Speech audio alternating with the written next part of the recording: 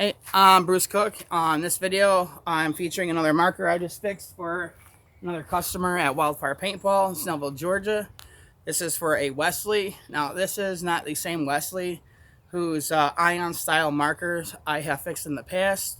I did have another Wesley who had me fix an ion XE.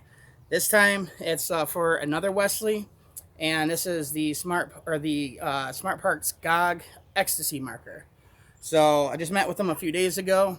He was telling me he hadn't used this in a few years, and that he went to air it up, and he was hearing a leak coming from this area. He thought maybe it was the line. So I got it home. Of course, immediately I went to air it up, and I actually discovered the thing was leaking on me more than just this area. It was leaking up here.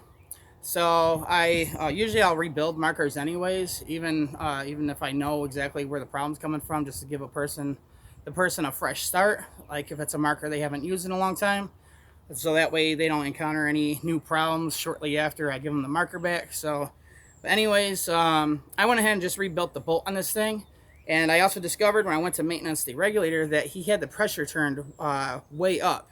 At least this thing was trying to overpressurize with this high pressure tank I had. So I went ahead and maintenance the bolt.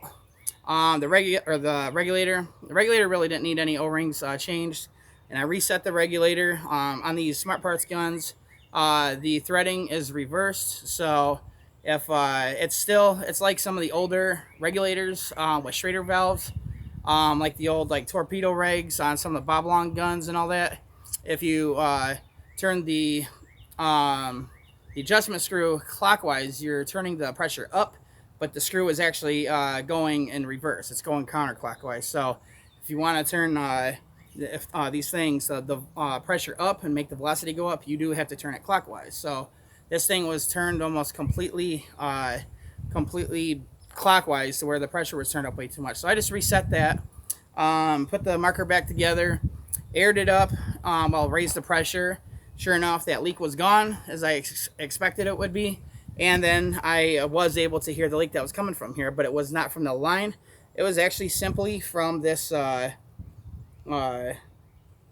show you right here. The marker is depressurized, so this should be fine. It was from the on and off knob. It was just a simple little fix. I had pulled this out, and the little O-ring that's up top there, the one that was on it, was shredded in a couple spots. So I replaced that, aired the marker back up, absolutely no leak, and I went ahead and adjusted the velocity of this thing, at least with the paint that I adjusted it with. It was at close to 300 feet per second. Now, the only paint I have at the moment is my practice paint. It's like equivalent to 4-star, so it is a better paint. I don't know if it's going to chrono higher or lower, but I will shoot this over the chronograph, and you'll see I still have the firing mode on this the same, so you see there's absolutely no leaks, not a sound coming from this thing. I'll shoot, I'm using my TFX3 loader, so I'll fire a few shots with the chronograph, show that this thing's back to working perfect. So let's turn this on. This does use a black art board. So, all right, here you go. Whoa, 253, 237. Looks like this paint is actually chronographing a lot lower than the other stuff I was doing.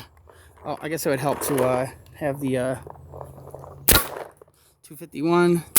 I probably should have chronographed this with this paint before I did this video. The other paint was literally chronographing at about 290. So, but you can get velocity differences. But when Wesley gets this back, he can just adjust it and bring it up. But it's no big deal. Anyways, here you go. I'm going to shoot this pod and just show that it works.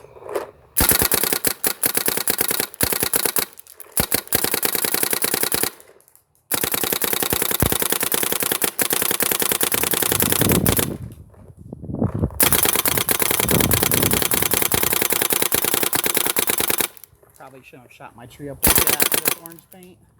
Usually I'm doing this with that white filled paint from our indoor arena, and now it's gonna but anyways, there you go, showing that it works. Hope you enjoyed the video, and Wesley, I'll see you later this week in Snellville. Catch you in the next one.